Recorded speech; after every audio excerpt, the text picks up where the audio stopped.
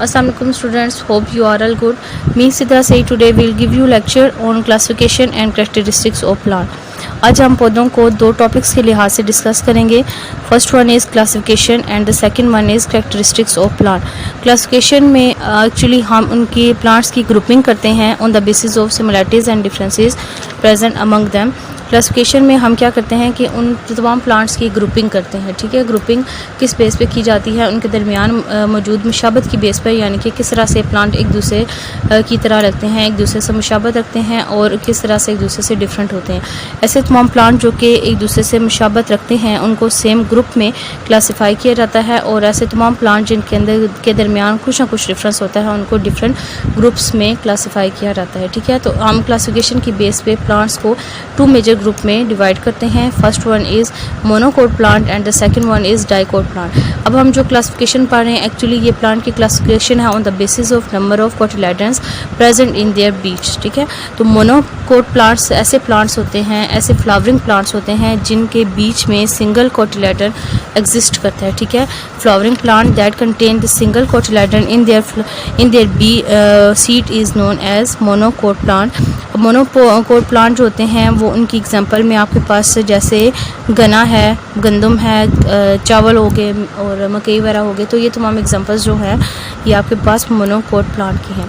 इस तरह से अगर हम बात करते हैं डाइकोट प्लांट की, तो डाइकोट प्लांट ऐसे प्लांट होते हैं, ऐसे फ्लावरिंग प्लांट्स होते हैं जिनके बीच में दो कोटिलेडन प्रेजेंट होते हैं. ठीक है, जैसे अगर हम अभी इसको डिफाइन करें तो dicot plants are that flowering plant whose seed have two cotyledons. ठीक है, इसकी एग्जांपल में जैसे आप मैंगो देखें, गावा, रोज़ देखें, पीस देखें, तो इन तमाम जो प्लांट्स हैं या फ्लावरिंग प्लांट्स हैं इनके बीच में दो कोटिलेडन्स जो होते हैं वो एग्जिस्ट कर रहे होते हैं. ठीक है, अब हम मोनोकोट और डाइकोट प्लांट का डिफरेंस देखेंगे on the basis of arrangement of veins in their leaves as well as the number of flower leaves in their flowers. ठीक है, अब हमारा जो डिफरेंस है वो क्लियर करेगा कि किस तरह से डाइकोट प्लांट्स और मोनोकोट प्लांट्स की लीव्स एक दूसरे से डिफरेंट नज़र आते हैं. ठीक है, अगर हम मोनोकोट प्लांट्स के लीव्स को स्टडी करें तो हमें पता चलता है कि इनमें वेन्स एक दूसरे के पैरेलल मैनर में एग्जिस्ट करती हैं. ठीक है, यानी कि एक दूसरे के मतवाजी होती हैं.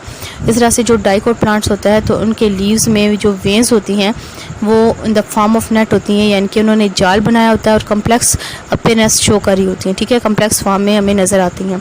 इस तरह से अगर हम नंबर ऑफ फ्लावर लीव्स देखते हैं बोथ टाइप ऑफ प्लांट्स तो वो भी एक दूसरे से डिफरेंट होते हैं. यानी कि जो मोनोकोट प्लांट्स है तो उनके जो फ्लोरल लीव्स होते हैं वो 3 और इनका मल्टीपल होते हैं, यानी कि 3 हो सकता है, 6 and 9 and so on.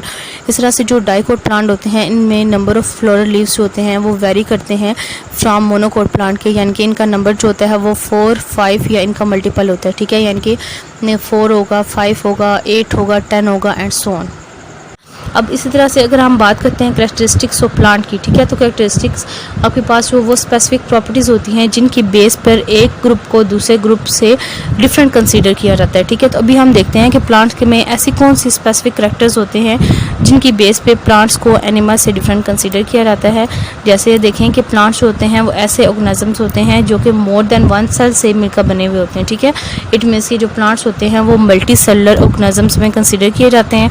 And the second one difference is that कि उनके जितने लीव्स होते हैं उसमें क्लोरोफिल प्रेजेंट होता है. ठीक है, क्लोरोफिल पौधों के पत्तों में वो सब्ज़ मादा होता है और ये सब्ज़ मादा क्या करता है कि सूरज की रोशनी को ट्रैप करता है, सूरज की रोशनी को अपने अंदर जज़ब करता है और फिर इस सनलाइट को यूज़ करके फोटोसिंथेसिस के अमल में जो है वो पौधों को खुराक बनाने में हेल्प करता है. ठीक है, तो इस तरह से ये जो पौधे होते हैं उनको पैदा कुनंदगान भी कहा जाता है, यानी कि ये पौधे जो होते हैं ये ऐसा स्पेसिफिक ग्रुप होता है जो कि अपनी खुराक खुद तैयार कर सकता है. ठीक है, they can prepare their own food by the process of photosynthesis. ठीक है, तो इस तरह से जो लीव्स होते हैं तो इनके लीव्स ग्रीन कलर के होने की सबसे बड़ी रीज़न ये होती है कि इन लीव्स में क्लोरोफिल जो होता है वो प्रेजेंट होता है.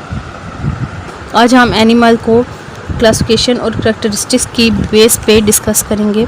अब अगर हम इन करैक्टरिस्टिक्स ऑफ एनिमल देखते हैं तो हम सबसे पहले देखेंगे और इसमें कि एनिमल जितने भी होते हैं वो मल्टी सेलुलर होते हैं. ठीक है, यानी इट मीन्स कि जितने भी एनिमल्स हैं वो all the animals are made up of more than one cell. ठीक है, यानी कि जितने भी एनिमल्स होते हैं वो एक से ज़्यादा सेल्स के मिलने से बनते हैं. ठीक है, यानी कि ये कम्प्लेक्स फॉर्म में प्रेजेंट होते हैं। इस तरह से होता है कि they do not have chlorophyll, इनके क्लोरोफिल प्रेजेंट नहीं होता। और जो एनिमल्स होते हैं उनको सार्फिन भी कहा जाता है, यानी कि इनकी क्लोरोफिल की लैकिंग की वजह से ये अपनी खुराक खुद नहीं बना सकते, बल्कि डायरेक्टली और इनडायरेक्टली प्लांट्स पे डिपेंड कर रहे होते हैं अपनी खुराक के लिए, ठीक है। उसके बाद जो है वो animals can move from one place to another, इनके अंदर ये एबिलिटी होती है कि ये एक जगह से दूसरी जगह मूव कर सकते हैं। इसके अलावा इनके अंदर ग्रेटर एबिलिटी होती है सुनने की या किसी भी चीज़ को स्मेल करने की, ठीक है, या इनके स्मेलिंग एबिलिटी इनके अंदर होती है। इनके अंदर जो होती हैं वो सेंस ऑफ सी होती है, यानी कि किसी भी चीज़ को ये देख सकते हैं, किसी भी चीज़ को ये टेस्ट कर सकते हैं, किसी भी चीज़ को ये टच कर सकते हैं। इट मीन्स कि इनके अंदर जो 5 सेंसेस होती हैं वो वेल डेवलप होती हैं, और with the help of these senses ये अपने एनवायरनमेंट के अंदर या अपने इर्द गिर्द होने वाली तमाम चेंजेस को अच्छी तरह से महसूस कर सकते हैं। अब अगर हम बात करते हैं इनकी एनिमल्स की क्लासिफिकेशन की, तो on the basis of presence और absence of backbone there are 2 types of animals. The first one is vertebrate and the second one is invertebrate. अब अगर हम इनवर्टिब्रेट एनिमल्स की बात करें तो वर्टिब्रेट ऐसे एनिमल्स होते हैं जिनके अंदर बैकबोन प्रेजेंट होती है, ठीक है। Animals containing backbone in their body and have well developed internal skeleton is known as vertebrate. इनके अंदर जो इनकी हड्डियाँ होती हैं, इस तरह से उनका फ्रेम बना होता है, प्रॉपर फ्रेम होता है जिसको हम इंटरनल स्केलेटन कहते हैं। और ये जो फ्रेम होता है इनकी बॉडी को प्रॉपर शेप देता है और सपोर्ट प्रोवाइड करता है। इस तरह से जो वर्टिब्रेट होते हैं इनकी बॉडी जो होती है 3 पार्ट्स में डिवाइड होती है। जो फर्स्ट इनका हेड पोर्शन होता है, ठीक है, सेकंड वन इज़ इनका जो एब्डोमिनल पोर्शन होता है, यानी कि इनका जो दाढ़ का हिस्सा होता है, और फिर इनकी टेल होती है। और जितने भी वर्टिब्रेट्स होते हैं इनकी स्किन जो होती है या तो स्केल से, फीदर से, यानी कि या तो इनकी स्किन के ऊपर छोटे छोटे कांटे से होते हैं, या पर होते हैं, या फिर बाल जो होते हैं वो इनकी स्किन को कवर किए हुए होते हैं। इस तरह से जितने भी वर्टिब्रेट्स होते हैं इनका वेल डिफाइंड सर्कुलेटरी सिस्टम होता है, यानी कि इनका सर्कुलेटरी सिस्टम होता है। With the help of this system इनकी पूरी बॉडी के अंदर ब्लड जो होता है वो अच्छी तरह से सर्कुलेट कर रहा होता है। अगर वर्टिब्रेट की एग्जांपल्स हम देखते हैं तो आप जितने भी मैमल्स देखें, एनिमल्स, मैमल्स और जो फिशेस होती हैं वो तमाम जो होती हैं वो वर्टिब्रेट ग्रुप से बिलोंग कर रही होती हैं। इस तरह से अब अगर हम इनवर्टिब्रेट की बात करते हैं तो इनवर्टिब्रेट एनिमल का वो ग्रुप होता है जो कि दैट लैक देयर बैकबोन, ठीक है, यानी कि ऐसे तमाम जानवर, ऐसे तमाम एनिमल्स जिनकी बैकबोन जो होती है प्रेजेंट नहीं होती, उनको हम इनवर्टिब्रेट कहते हैं। अब इनवर्टिब्रेट जो होती है इनका प्रॉपर जो है वो इंटरनल स्केलेटन भी प्रेजेंट नहीं होता, तो इनकी बॉडी जो होती है वो डिफरेंट शेप्स में एग्जिस्ट करती है। जैसे कि ये वर्टिब्रेट जो इनवर्टिब्रेट्स होते हैं ये आपके पास फ्लैट भी हो सकते हैं, राउंड भी हो सकते हैं, सेगमेंटेड फॉर्म में भी प्रेजेंट हो सकते हैं। और इनकी स्किन जो होती है वो स्मूथ होती है, ठीक है, इनके अंदर कोई बोन जो है वो प्रेजेंट नहीं होती, कोई well developed circulatory system exist नहीं करता, ठीक है।